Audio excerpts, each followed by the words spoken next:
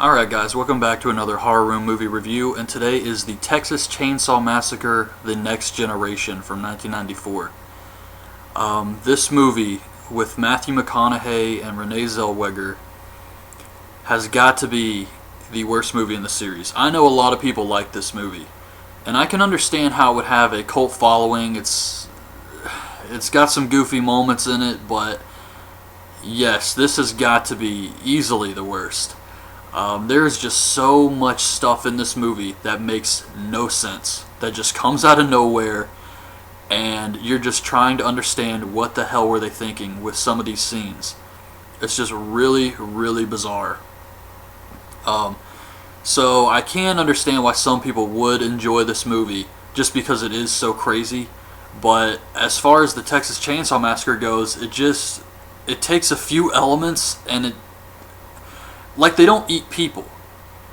Vilmer, Matthew McConaughey's character, stuffs people. He's got a few people around the house who he stuffs, and there's bones and things like that. They don't really eat people.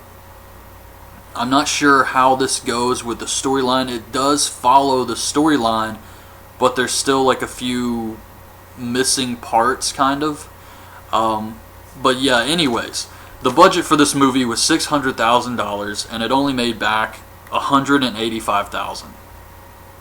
So, yeah, that's not very good. I do want to thank TV Girl for pointing out some of the cameos at the end to me. It has Franklin, Sally, and Grandpa from the very first movie at the very end, and kind of these small little cameo parts. And I thought it was really cool that they brought them back to do that. That was awesome. But anyways, the opening, where they talk about the previous movies, it talks about the killings in 1973 and how none of the family members were apprehended, which is not what they said in the third movie, because they said they caught a guy, D.W. Sawyer, I believe, is what they called him in the third movie, and they said he was caught and sent to the gas chamber. So they completely left that part out here.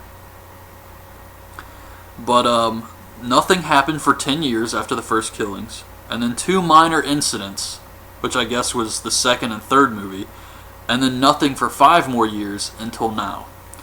So this one takes place May 22nd, 1996. It's prom night. There's this girl in a red dress at the prom, and she says something like, I think she's talking about a teacher, and she says she's just a bitch. And the acting is so bad. I mean, yes, Matthew McConaughey was the best guy in this movie. But it's Matthew McConaughey playing a crazy redneck. Did you think he was going to be bad at that? Is water wet? I mean, there's no surprise that he's going to be awesome at playing a crazy redneck, and he was great. But everyone else, even Renee Zellweger, kind of sucked. So it's one of those movies. I mean, you're going to laugh at a lot of stuff. It is supposed to be a disturbing horror movie, but there was just so many goofy moments. You could not get scared by this movie. It was just so silly. So Heather, one of the girls, catches her boyfriend Barry cheating on her, and she drives off. He gets in the car, and Sean and Jenny are in the back seat. They were smoking weed or something. And Barry tells Jenny, who is Renee Zellweger, that she can't get any guys because she's so ugly. And they end up having to take a detour, and they get run off the road by another car. The other driver is hurt, so Jenny, Barry, and Heather go through the woods to find a phone. They stop by this office, and the lady calls the tow truck driver, and some farmers drive by and throw something through the office window. And this lady, Darla, acts like this is normal and this happens all the time, and so she flashes them. A completely pointless scene just there to add some nudity to this movie, I guess. Back at the accident, Matthew McConaughey shows up, Vilmer. He breaks the injured guy's neck, And he has this weird metal leg brace. That's another thing. The metal leg brace Leatherface wore in the third movie is now Vilmer's gimmick. So he's wearing this weird metal thing on his leg that is like a robotic leg that's controlled by TV remote controls. I'm not making any of this up. So he has all these TV remotes and he presses it and his leg moves up and down. It's really silly, but he's got this on his leg. And he chases Sean through the woods. He hits him with a tow truck and he drives back and forth over him. It's a kill scene with no gore. Like I said, $600,000 budget. Jenny, Heather, and Barry see a car coming down the road. It doesn't stop, so Heather and Barry chase after it. They come up to a house and no one answers, so Barry goes around back and a guy pulls a gun on him, who happens to be W.E. That's his name. Meanwhile, Leatherface sneaks up behind Heather and starts to smell her hair. When she sees him, he drags her in the house and stuffs her in a freezer. So the guy with the shotgun, W.E., forces Barry in the house. Barry walks in the front door and then turns around and locks the door behind him so that W.E. is locked out of the house. And W.E. is actually a good character. I like him in this movie. He is always, spouting off quotes from Shakespeare and other people, and that's like his gimmick in this movie. He's always doing that. So Barry goes looking around the house for Heather, and he stops to use the bathroom. He is really calm. None of this freaks him out. The guy pulling a gun on him, the weird house, the bathroom with wallpaper of skin, nothing freaks this guy out. And he sees a dead body in the tub, and he finally runs out of the bathroom. He runs into Leatherface, and Leatherface knocks him out with a hammer. And now that I think about it, this is the last time we ever see Barry. I mean, I don't know if that was a kill shot, but I guess it was. Pretty lame now that I think about it. Because I don't think they ever come back to Barry. So he puts Heather, Leatherface grabs Heather, and he puts her on a meat hook.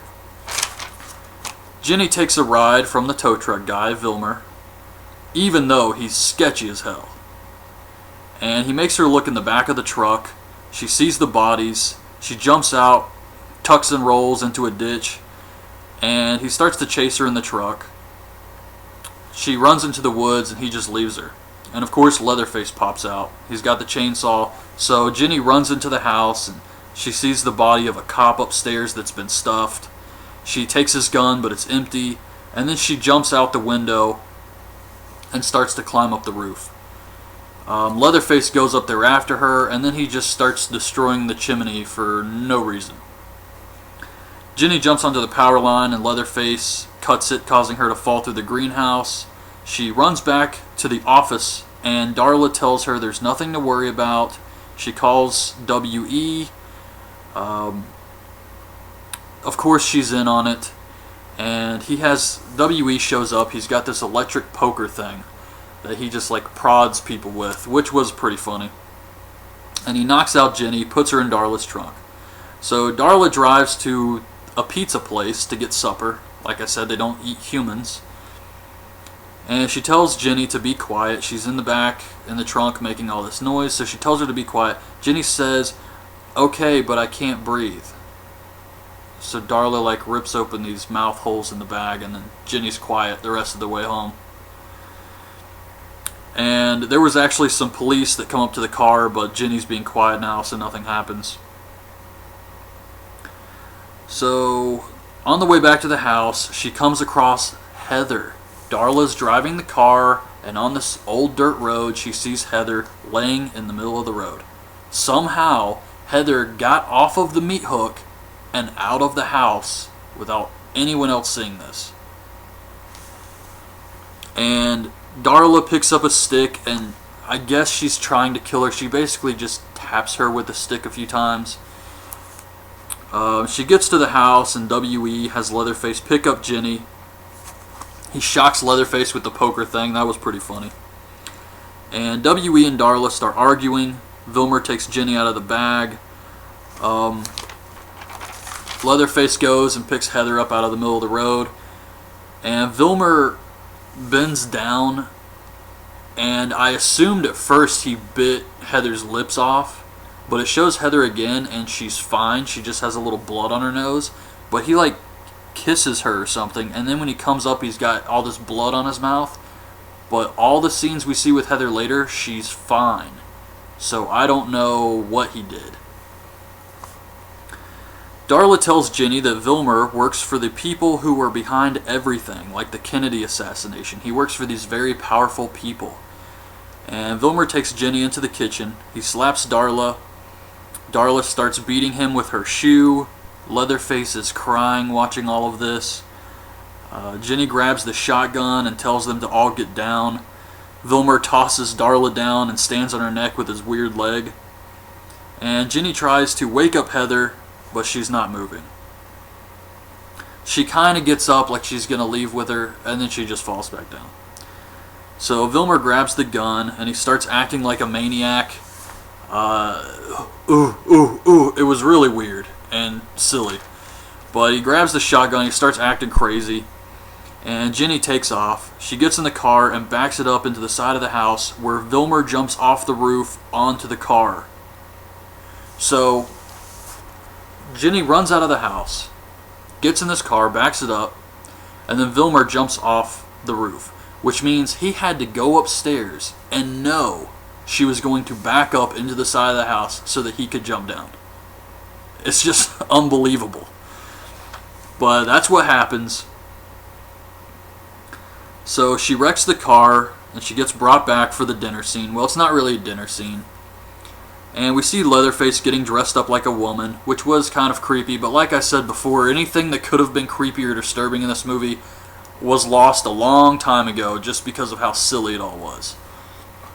So he's getting dressed up like a woman. And at dinner, Vilmer starts screaming with Ginny. Leatherface starts screaming. And then Darla slaps Leatherface's hand. And then he looks all sad. He's not allowed to scream with the rest of them. But this family also has a grandpa. He does nothing, but he's there. He's just this really old man, and he looks like one of the stuffed people. But later on, he gets up, picks up a knife, leaves the room. We never see Grandpa again.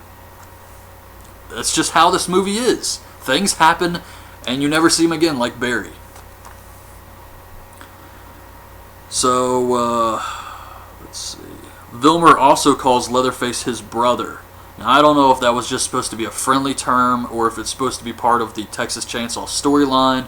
If they are related, I don't know. At this point, I just said to hell with it. I'm not trying to keep up with that anymore. But Vilmer knocks out W.E. with a hammer because he's crazy, and he storms off. So Ginny says that she's leaving, no one better try and stop her. Leatherface gets up and she tells him to sit the fuck down. And he does. This was not the best movie to showcase Leatherface as a big villain. You kind of felt sorry for him, how everybody treated him so shitty. I mean, it was really weird, but he does sit back down. So Vilmer comes back and lights Heather on fire, which I gotta admit, I thought was funny. What happened to Heather? She's basically unconscious for this entire movie. And I can't think of anything that happened to her to knock her out. She was put in a freezer, but she was alive, she was kicking. She escaped from the freezer, she gets put on a meat hook. Somehow she escaped from that and then collapses in the road. She's brought back into the house. Vilmer does something to her face, don't know what, but she looked okay. And then she's just completely out at the dinner table. So he dumps something on her and then lights her on fire. And her back's on fire. She runs into a wall. They put her out. And then she's out again. Forever. I mean, I don't understand what happens. Like, she wasn't hit in the head or anything that I can remember. So it just doesn't make any sense.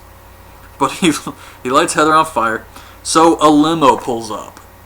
And this is where things just start to get really weird. A limo pulls up and this guy in a suit comes into the house. And Ginny thinks he's going to help her. Of course he's in on it too. And he tells Vilmer that he is appalled and he wanted the people to experience horror.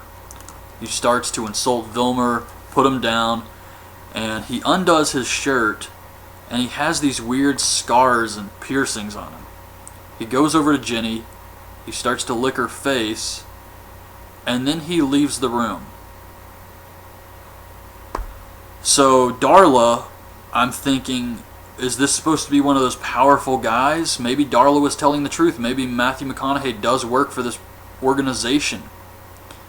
Either way, it's stupid. It doesn't matter if she was telling the truth, because this is a completely pointless scene once again. It's not hard to make a Texas Chainsaw Massacre movie. It's really not. And I don't understand. The first one was so good because it was so simple. It was believable. There could be a crazy family out there. The Ed Gein stuff they based it off of was true. He had all this crazy stuff in his house made of human body parts he got from the graveyard. That could happen. This is insane. And I don't understand why they just got so crazy. So where am I here? Vilmer crushes Heather's head with his metal leg. We don't see it. We just hear it. He grabs Jenny, but she grabs the remote that controls Vilmer's leg. He pulls out a remote. They have a remote battle over his leg. It's moving back and forth. This is supposed to be suspenseful, I guess. Jenny runs out of the house, and the limo's gone. Leatherface chases her, and Vilmer tries a bunch of different remotes on his leg until he finds one that works. And then once his leg starts moving, he just goes, "Vilmer!" and just screams it. Really, really weird. Some old people in an RV pick up Jenny, but Leatherface and Vilmer show up in the tow truck and cause them to wreck. Jenny climbs out of the wreck. Leatherface and Vilmer are chasing after her. And this is seriously what happens. A plane flies down and cuts Vilmer's head. And Leatherface starts crying. I just cannot picture a director having this scene happen and saying, "Perfect. That's what we want." A low-flying plane to cut Vilmer's head. That's how we're going to kill off Vilmer. A plane. Just, I don't know. I don't know what they were thinking. So a limo shows up and Jenny gets in. It's the guy with the scars. He says it was supposed to be a spiritual experience. He asks if she wants to go to the hospital or the police station. The next thing we see is Jenny in the hospital talking to the guy who played Grandpa, the cop. He's playing a cop in this movie. He's asking what happened. She sees a gurney go by with Sally on it, who's, completely zoned out, and Franklin pushing her. Couldn't really see Franklin's face. I was a bit disappointed by that. And that's it. The last thing we see is Leatherface, dressed as a woman, spinning around holding the chainsaw. That was the end of this movie.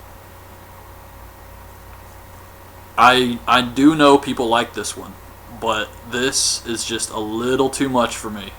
I love the Texas Chainsaw Massacre. I love the franchise. I love the first two movies. Third one was alright. I do enjoy the remake with Jessica Biel.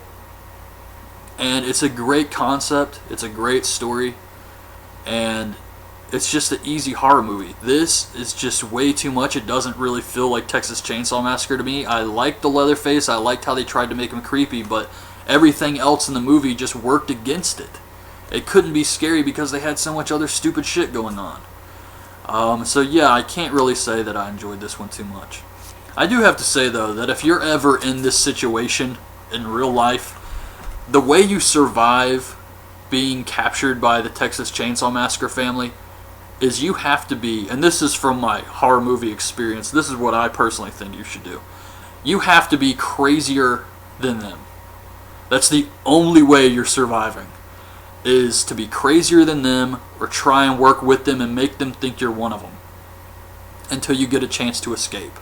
That's the only way you're getting out of there. So, and that's just something I think no one ever tries to do. But anyways, that's my review of Texas Chainsaw Massacre: The Next Generation. I'll be back with the remake with Jessica Biel next. So I hope you guys like this video. Leave your thoughts on this movie in the comments below, and thanks for watching.